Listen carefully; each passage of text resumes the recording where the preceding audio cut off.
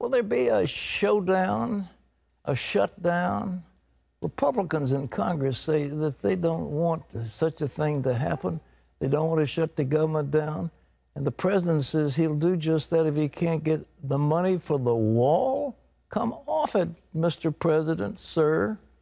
Well, Republicans worry that the hardline approach could backfire, and they also want to focus on other key issues like the economy. Caitlin Burke has the story. President Trump is willing to take a stand to get his border wall with Mexico funded, threatening a government shutdown if Congress doesn't sign off on it. Believe me, if we have to close down our government, we're building that wall. The comments drew quick responses from both Republican and Democratic lawmakers. They returned to Washington in early September and have only a small window of time before the budget deadline. The government's current funding is set to expire on October 1st. I don't think anyone's interested in having a shutdown. I don't think it's in our interest to do so. House Speaker Paul Ryan said he believed lawmakers would work to pass a short-term spending bill in September in order to have more time to settle on a broader budget agreement.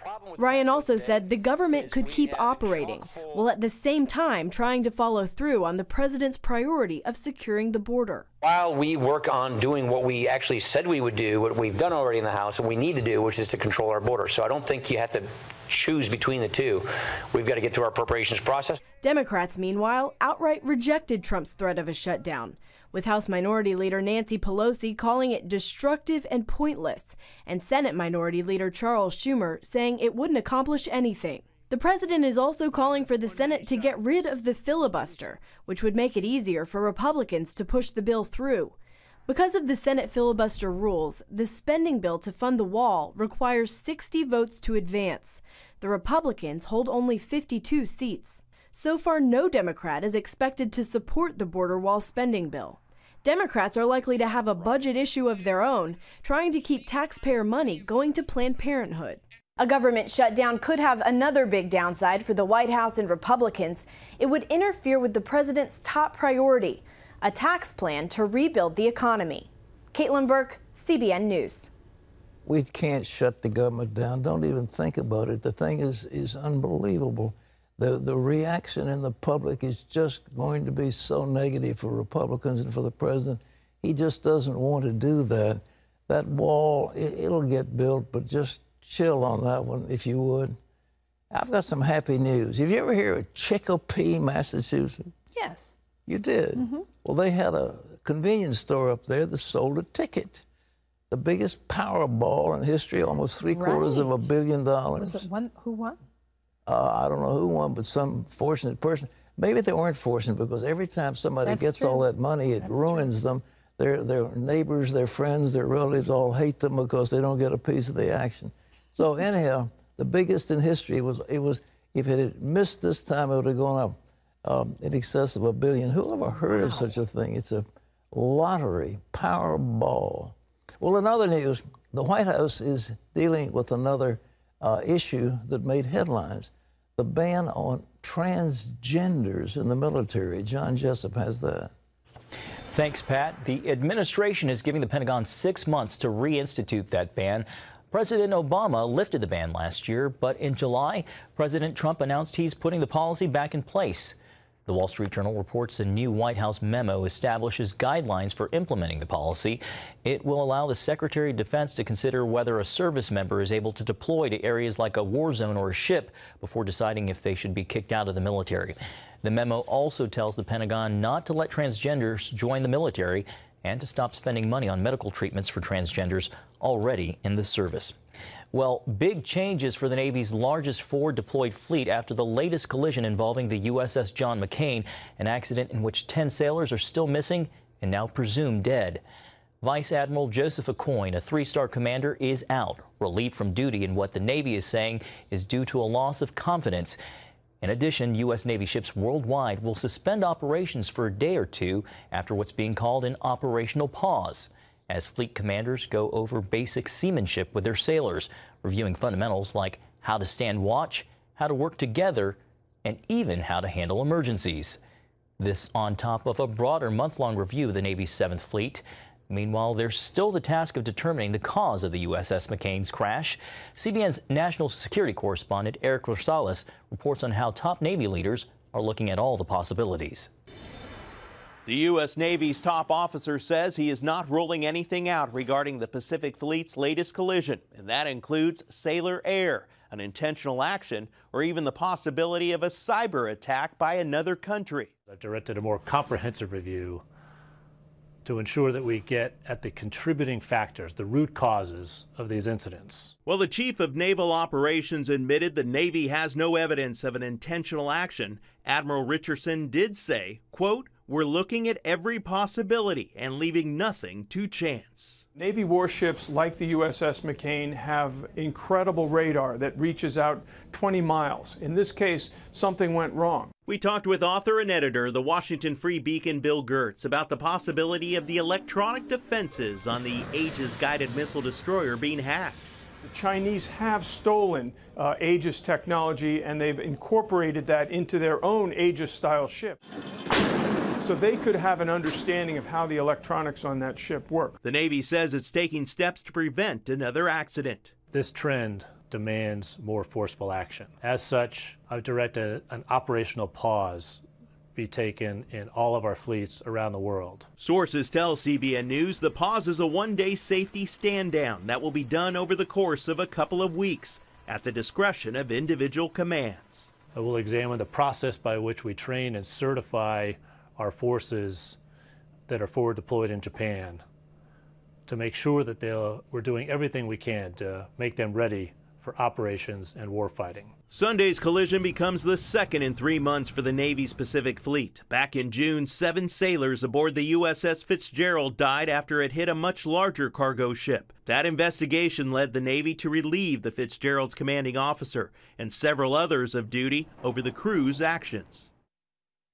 Well, for more on what could have happened to the USS John McCain and our state of military readiness, let's go back over to Pat. Well, Eric is with us now from Washington. Eric, this is so embarrassing to the Navy, but I just cannot believe that these Navy ships with the Aegis facility are banging away at each other in the great Pacific Ocean. It makes no sense whatsoever. What's the top brass telling you? Well, I tell you what, Pat, the top brass is very concerned about this. You know, they want to be able to find out what is the issue. They're going all the way back to fundamentals, you know, when you're talking about how to spot other ships, how to stand guard. I mean, how to watch other ships actually that are in your path. These are basic seamanship type of things. And, you know, with the president wanting to grow the fleet from 274 to 350 by the time he leaves office, this is something that needs to be fixed and needs to be fixed now.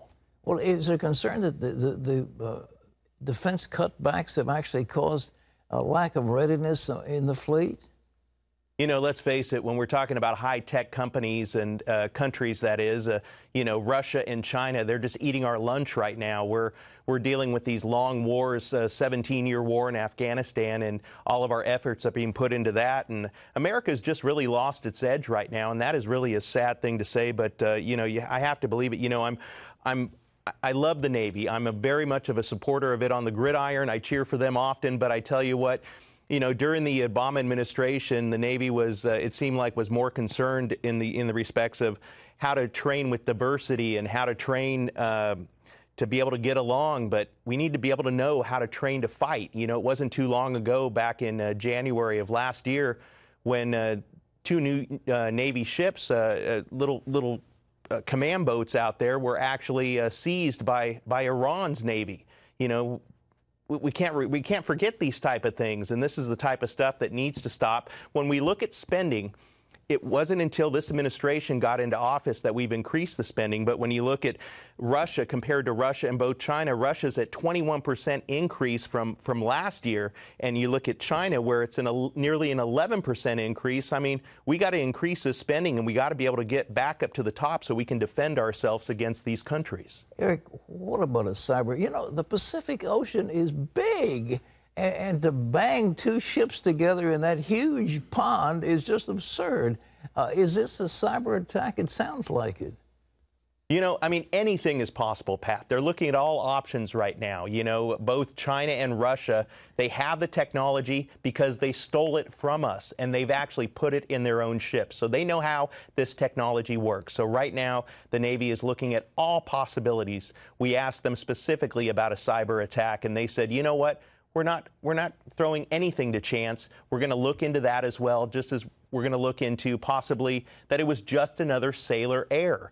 I mean, that's why they're going back to this basic seamanship, to be able to try and find out how to retrain these people to be able to perform their jobs when they're out there at sea. Eric, thank you very much, Eric Rosales. God bless you, Pat. Thank you. This is a vice admiral, 3-star admiral, a distinguished man, and he's getting pilloried because of this incident. It makes no sense. It makes no sense to be banging ships together. I mean, it's basic seamanship. Now, there's something I want to add. They set this up for me, obviously. Regent University, I was able, over the summer, to sign a contract with Cyberbit, which is an Elbit subsidiary, to obtain for Regent University a cyber range, one of the most sophisticated cyber ranges that is made on Earth. It is the kind of thing where you can war game a nation against another nation. And if there is a cyber attack, you can train people how to counter it and fight it. And so our students at Regent are going to be learning on this cyber range. And it looks like people are very interested in getting this job done. And we want to be at the cutting edge. So Regent will be offering certificates and degrees. We want to have cyber specialists because there are 1 million jobs available right now. But I think this was a hack. I cannot believe that a distinguished admiral who's been out in the Navy for all the years of his career was so negligent that he allowed a ship to bang into another ship. It makes no sense. Long ago, Terry, was sailing. I was in a little inlet down in Florida where you had to tack right with a sailing ship. My son Tim was with me. I kept hitting other ships as I kept coming out. It's good of you to acknowledge that. Finally, my teenage son broke down in tears. You know, we had to jump out of the water to move the ship. But this is what happens when you don't know what you're doing. But if I were a vice admiral and I'd been sailing all my life, that wouldn't have been a problem. But nevertheless, they don't have wind power. They have motor power, and they have the Aegis cruiser technology. And there is no way under heaven that man was just negligent. It doesn't make any sense to me whatsoever. And I think it's cyber. So we're training people. We will have the most sophisticated cyber training in the nation for the University of Regent. So, yeah, well, it's an exciting area of study for certain. Well, we got to study. I mean, everything's getting hacked. I mean, Target stores are being hacked. Well, you're right about that. I mean, the vista is so great out there. It is pretty unbelievable to think that such a thing could just happen. You just don't bang ships out in the Pacific Ocean. You don't do it. I mean, I was in a little constrained waterway. I had to tack. With a lot of other boats. A lot of other boats, and I had to tack in and out, and I'm not a sailor. So, but I'm not a 3-star admiral either. Okay.